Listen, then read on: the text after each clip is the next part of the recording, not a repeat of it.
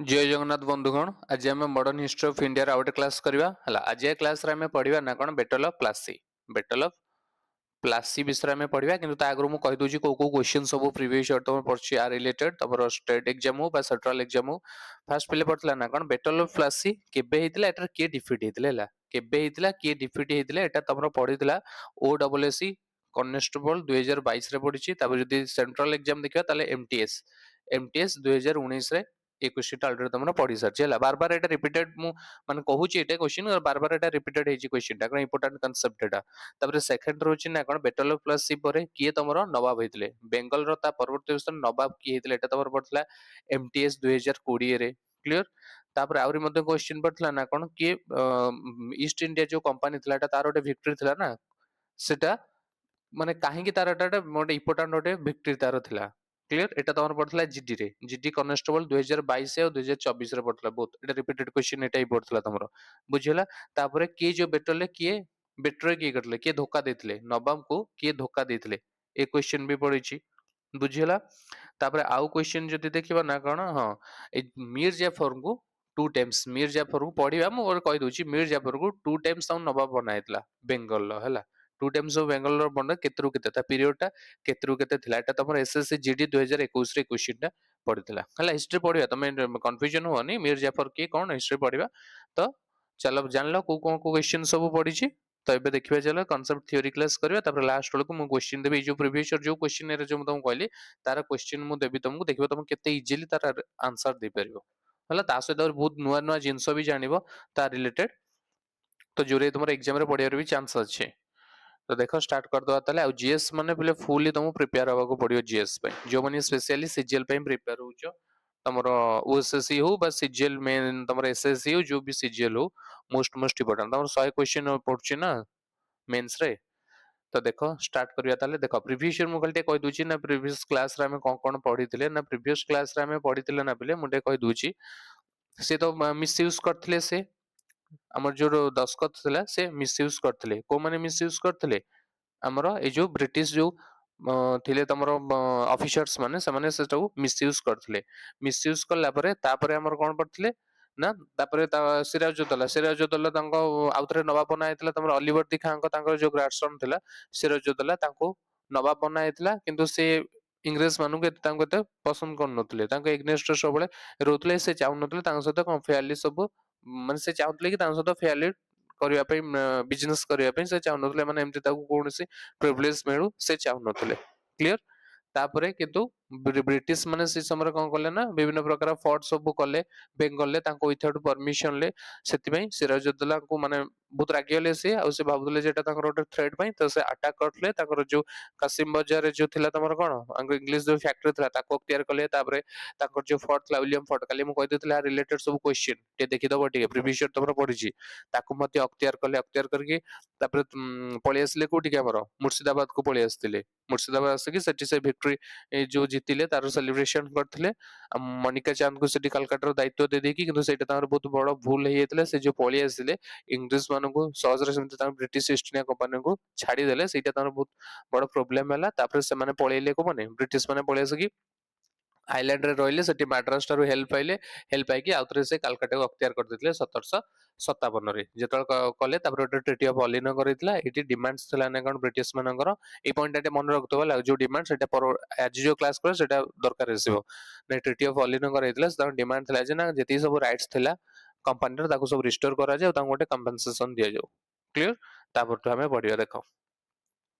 तापर कोन हला ना Siraj wanted to remove British माने कोन चाहुतले कि ना कोन से सिराजुद्दौला को हटेया पाई नवाब पदरु हटेया पाई चाहुतले कारण से चाहुतले जण को एमते रखिया पाई जे कि ता पुपेट भला रहबो माने ता कथा सबले मानि कि रहउतबो तो सेति पाई तापर कोन हला ना सी गोटे चाल चलेले हला कोन चाल चलेले सी तांकर जो मेजर जो तांकर थिले कोर्ट रे जो लोक माने जो सेमान को नै कि से गोटे ग्रुप बनेले हला को धर मनिका चांद हला मनिका चांद एबे कहउतली तांको द्वारा माने कलकत्ता रो दायित्व देकी आस्थिले जो मुर्शिदाबाद को सिराजुद्दौला ए मनिका चांद के थिले जे गोटे ऑफिसर्स थिले हला कलकत्ता जण ऑफिसर इन चार्ज थिले तापर आमी चांद कोन जण रिच मर्चेंट थिले व्यवसायी पर थिले मर्चेंट थिले तापर जगत सेठ कोन थिले जण बैंकर थिले वेल नोन बैंकर थिले तापर मीर जाफर के थिले एन और मीर बख्शी थिले हला मीर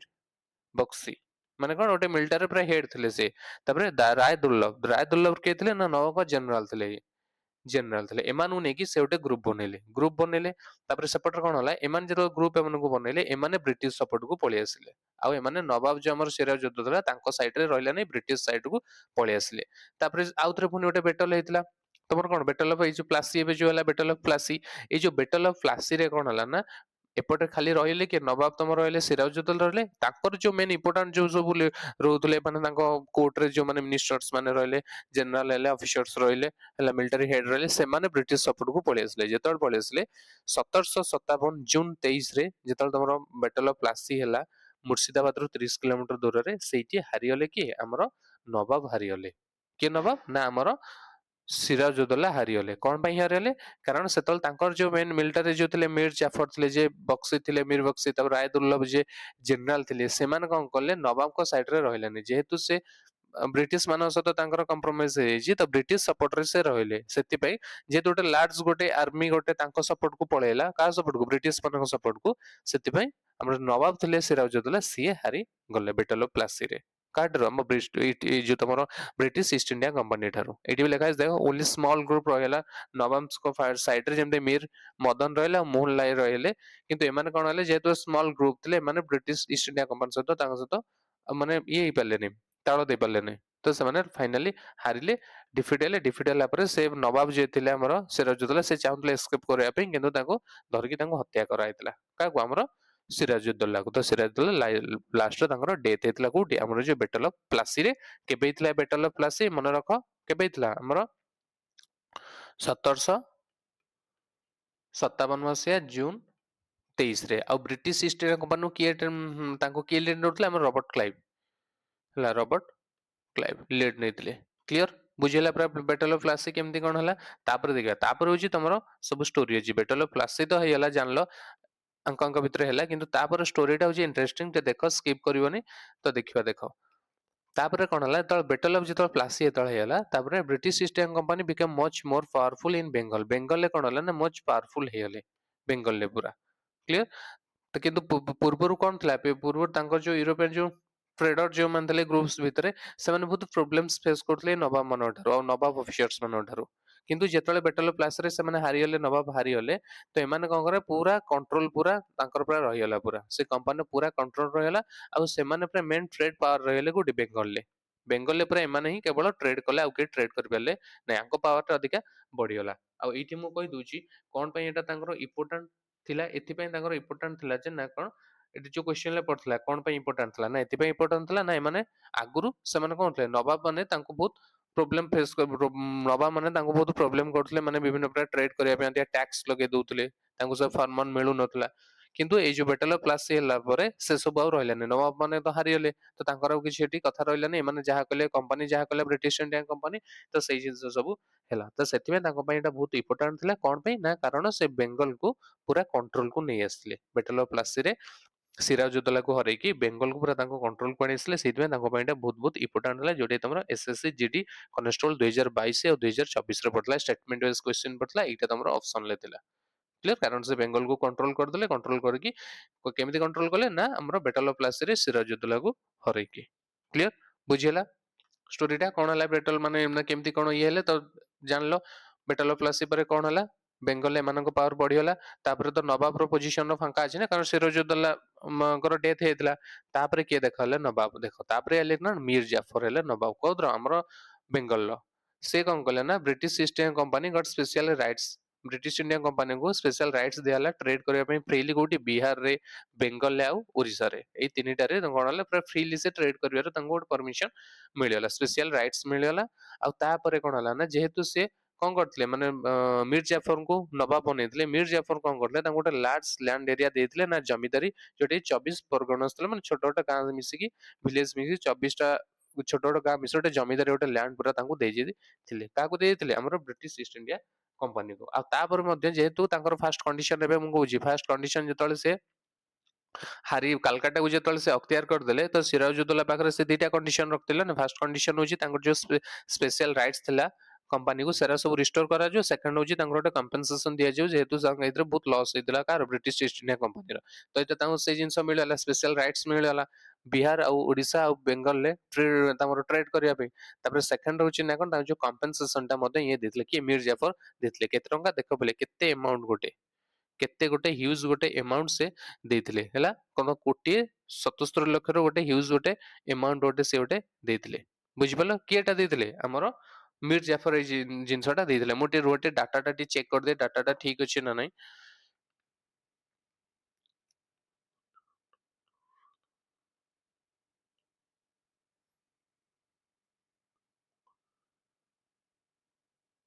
हां ठीक अछि डाटा ठीक अछि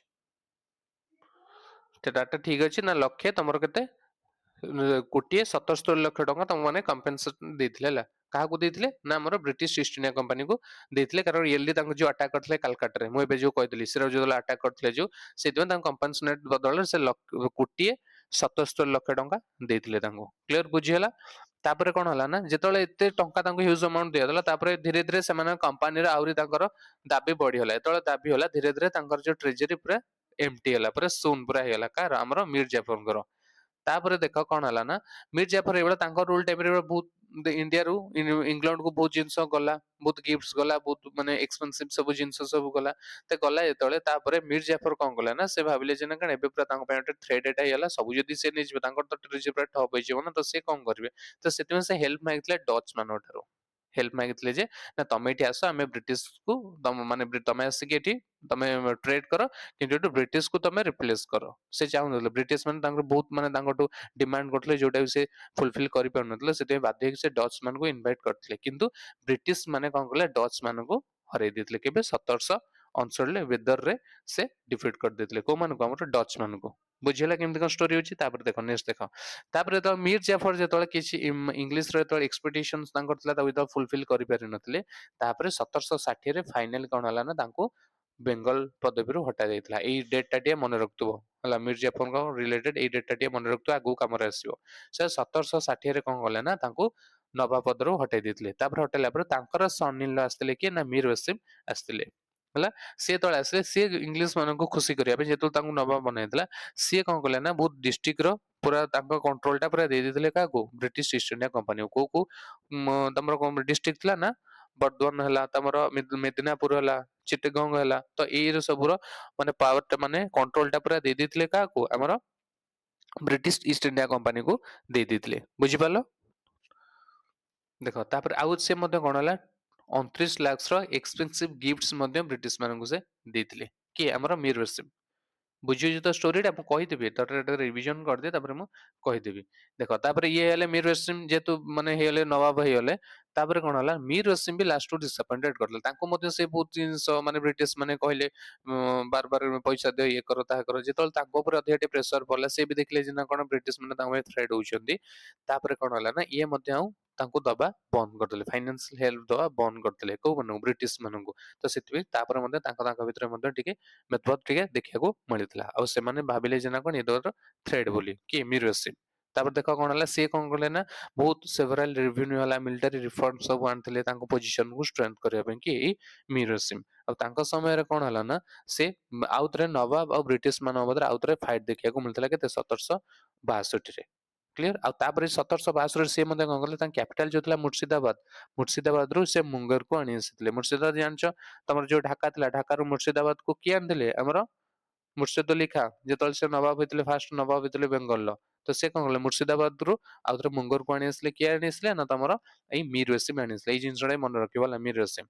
बुझला तापरे से धीरे धीरे कोन हला ना ब्रिटिश मानको जो मिसयूज करथले से ट्रेड परमिट्स को नेकी से तब से बंद कर देथिले आ से जो टैक्स जो ऑल टैक्स जो इंपोज करथले हमरो ट्रेडर्स माने इंडियन ट्रेडर्स मानको पर से सब से पहिले कोन करले ना रिमूव कर देथिले 1763 रे बुझियला कोन सब डिटेल्स आज एति पढियार अछि तापर मु टिके कहि दोछि त माने पोस्ट हिस्ट्री टा कोन हला जेतल से और टैक्स जेतल सब हटे देले ना तापरे मीर वसीम आ ब्रिटिश ईस्ट इंडिया कंपनी द्वारा पुणी युद्ध चलला जोटा बेटल ऑफ तमरो बक्सर कहूछ ए बेटल ऑफ बक्सर रे मीर वसीम हारि जाइतिले हारिबा परे तापर कोन हला ना आउतरे ए जो मु कहितली जो से दी थरो पई टू टर्म्स आइतिले मीर हमर कर जाफर थ्रोन ହେଇଥିଲେ ମାନେ ତମର ବେଙ୍ଗଲ ହେଇଥିଲେ ନବାବ ବେଙ୍ଗଲ ହେଇଥିଲେ ଫାଷ୍ଟ ଟର୍ମଟା ତାଙ୍କର କେତେ କେତେ ପିଲା ଥିଲା ନା ଫାଷ୍ଟ ଟର୍ମଟା ତାଙ୍କର 1757ରୁ 60 ଥିଲା ଯୋଉଟାକି ତାଙ୍କୁ ହଟେଇ ଦେଇକି ତାଙ୍କ ସନିଲ ଯୋଉ ଥିଲେ ମୀର ୱସିମକୁ କରିଥିଲେ ଥ୍ରୋନ ବନେଇଥିଲେ ତାପରେ ସେକେଣ୍ଡ ଟର୍ମ ଟାଇଟଲ ଯେତେବେଳେ ବେଟଲ ଅଫ ବକ୍ସର ଯେତେବେଳେ ହେଲା ବେଟଲ ଅଫ ବକ୍ସର ପରେ ତାପରେ 64 1764ରୁ 65 ଭିତରେ ଆଉଟ ଟର୍ମ ସେ ହେଇଥିଲେ ନା କଣ ନବାବ ହେଇଥିଲେ ଏଇ ମୀର ଜାଫର କ୍ଲିୟର ବୁଝିଲା ଏଇ କ୍ୱେଶ୍ଚିନ୍ ଟା ତମର ପଡିଥିଲା एसएससी जीडी 2021 रे क्लियर सरला बुझेला सब डिटेल्स कौन कौन है चलो मुझे रिकैप कर दूची भल से कौन कौन पढ़ले नहीं तो तुम आउथरे गोटे रिविजन नहीं माने गोटे आइडिया पळि आसीबो कौन माने केमती कौन हेतला जिंसटा देखो से कौन हेतला ना जेतल सिराजुद्दौला सिराजुद्दौला को कंडीशन करा दीटा तांकर कंडीशन थिला ब्रिटिश ईस्ट इंडिया कंपनी रो से कंडीशन कौन थिला फर्स्ट होची से तांको कंपेंसेटेड दियंतु तांको जो कलकत्ता ऊपर जो अटैक करथले आ सेकंड होची ना कोन से तांको जो स्पेशल राइट्स सब थिला से स्पेशल राइट्स सब आउतरे रिस्टोर करंतु ए दुटा तांको कंडीशन थिला किंतु हमर सिराजुद्दौला एरो मानि नथले जेतो मानि नथले से कोन चाहिले ब्रिटिश माने चाहिले ना तांको रिमूव करिया पे ए जो नवाब पदवी तांको रिमूव करिया पे तो सेतपे से गोटे सिक्रेट प्लान कले कौन से सिक्रेट प्लान कले से चाहिले जे ना कोन जे भी नवाब हो से जेमती पुपेट भोला रहबो तांको कंट्रोल रे ए रहबो सेतपे सिराज कर कोर्ट जो मिनिस्टर जो माने इंपोर्टेंट मिनिस्टर जेमती मनिका चांद हला मनिक चांद हला जे कि तमरो ऑफिसर्स थिले जणे ऑफिसर्स थिले तांको कोर्ट रे तापर आमी चांद ये कोन थिले जणे रिच मर्चेंट थिले तापर जगत सेठ कोन थिले जणे बैंकर थिले वेल नोन बैंकर ये थिले क्लियर तापर मीर जाफर कोन हले माने ये मीर बक्सी थिले माने तमरो गोटे मिलिटरी डिपार्टमेंट हेड हेतिले तापरे राय दुर्लभ ये कौन थिले तमरो ना तमरो नवाब का जनरल थिले जनरल एमानु नै कि से गोटे ग्रुप बनै देले हला ग्रुप बनेला ग्रुप बनै देकी एटी डिसाइड हला जे ना कोन सिराजुद्दौला परे मीर जाफर ही तमरो नवाब हेबे बेंगल क्लियर डिसाइड हला तापरे कोन हला ना बैटल ऑफ प्लासी हला बैटल ऑफ प्लासी हला मुर्शिदाबाद रु 30 किलोमीटर दूर रे हला एटी के रहले नेपट रहले सिराजुद्दौला आ एपट रे रहले कोन ब्रिटिश ईस्ट इंडिया कंपनी तांको सपोर्ट कले इमान सब सपोर्ट कले कारण तांको साइड पळि आस्तिले ना एमाने आंको साइड रे रहलेनी सिराजुद्दौला साइड रे रहलेनी जेतु रहलेनी सिराजुद्दौला साइड रे तले के रहले तले ताकर गोटे स्मॉल ग्रुप थिला मीर मदन मीर मदन आ के तमरो मोहन लाल एमन रहले तो एमन जेहेतु गोटे स्मॉल ग्रुप थिला बैटल ऑफ प्लास रे एमाने हारी गले एमाने पूरा डिफीट हेतिले आ डिफीट हेकी नवाब को कोन कला ताको पूरा हत्या करा हेतिला क्लियर कारण एमाने जेहेतु तांकर गोटे लार्ज आर्मी रो गोटे ग्रुप थिले एमाने सब तमरो मीर जाफर हो नले तमरो राय दुर्लभ हो एमाने सब मिलिटरी हेड थिले ना ये जनरल थिले एमाने सब ब्रिटिश सपोर्ट रहले तो एमाने का को नै के लड़ाई करबे सिराजुद्दौला तो सेतबे कोन हला फाइनली बैटल ऑफ प्लास रे सिराजुद्दौला हाले आ ब्रिटिश ईस्ट इंडिया कंपनी के लीड करथले हमर रॉबर्ट क्लाइव रीड करथले क्लियर हारियले इट सिराजुद्दौला हारियले तो हारियले संग पूरा हत्या करा हेतला तो हत्या कराला ताको जो कंडीशन थला मीर जाफर को करिया पे नवाब करिया पे तापरे मीर जाफर तमरो न्यू नवाब हेले हला न्यू नवाब हेले कोट्रे बेंगल क्लियर बुझिला तापरे कोन हला जेतले नवाब बनेले ये तांको माने ये खुशी करिया पे ब्रिटिश मानको तांको स्पेशल राइट सब देतले हला ट्रेड करिया पे गुटी बेंगल रे बिहार रे आउ ओडिसा रे से ट्रीट करबे पई माने तांको मन ट्रेड करिया पे तांको गोटे स्पेशल फरमान देदेले माने राइट्स देदेले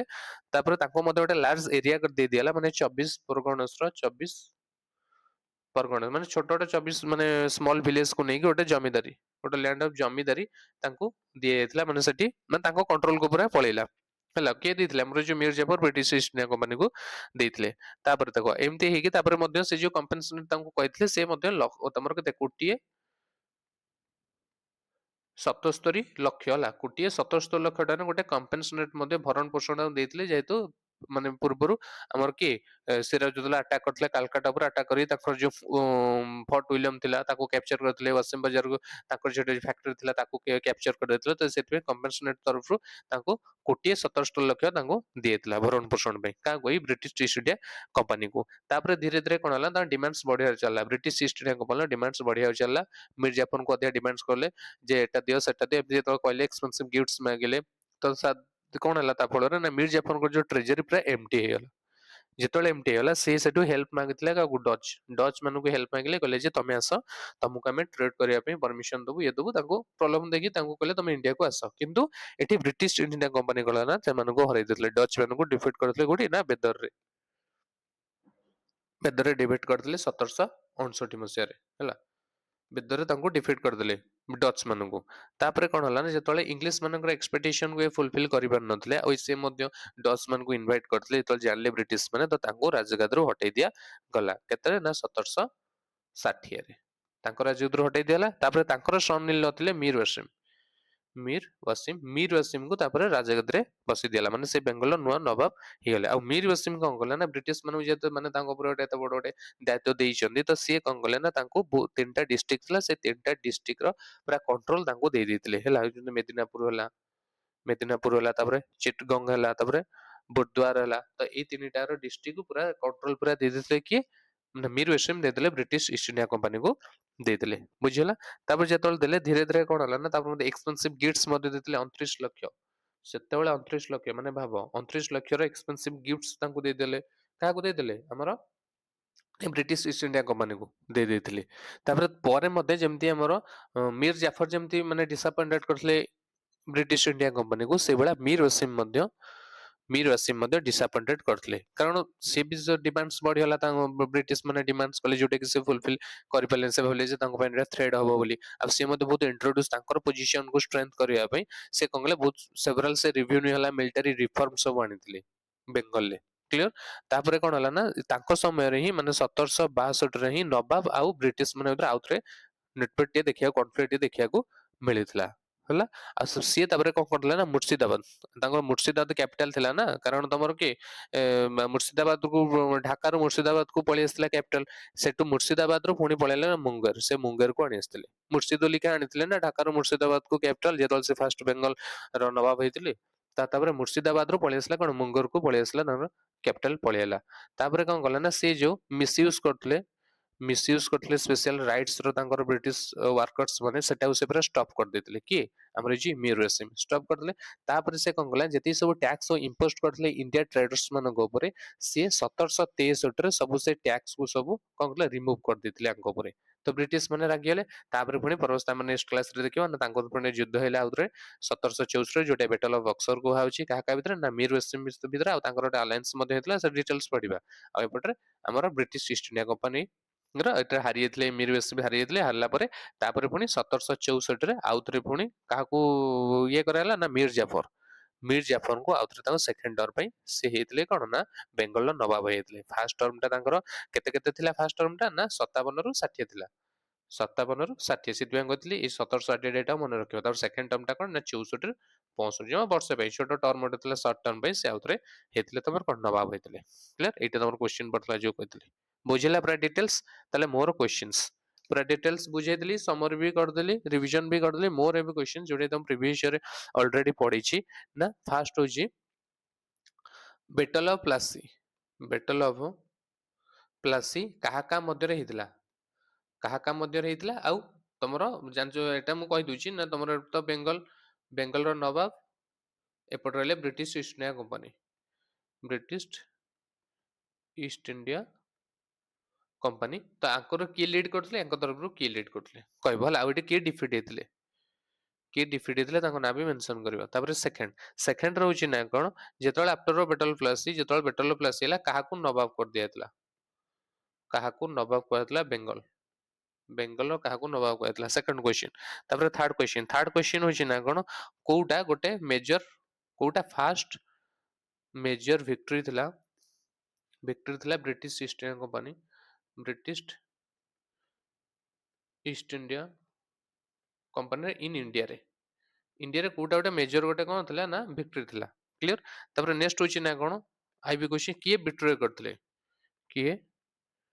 ବିଟ୍ରେ କରିଥିଲେ ନବାବକୁ ମାନେ ସିରାଜୁଦ୍ଦୌଲାକୁ କିଏ ବିଟ୍ରେ କରିଥିଲେ ଏଇ ବେଟଲ ଅଫ ପ୍ଲାସିରେ ବୁଝିଲା କ୍ଲିୟର ତାପରେ ବି କ୍ୱେଶ୍ଚିନ୍ କଣ ହେଲା ନା କାହାକୁ କିଏ ଦିଥର ପାଇଁ ସେ କଣ ହେଇଥିଲେ ନା ନବାବ ବନିଥିଲେ ବେଙ୍ଗଲର ଯୋଉରା ତମ ପ୍ରିଭିୟସ ଇୟର କ୍ୱେଶ୍ଚିନ୍ ହେଲା କି ସବୁ ମୁଁ କହିଦଉଛି ଯାଉଥିରେ previous year question based on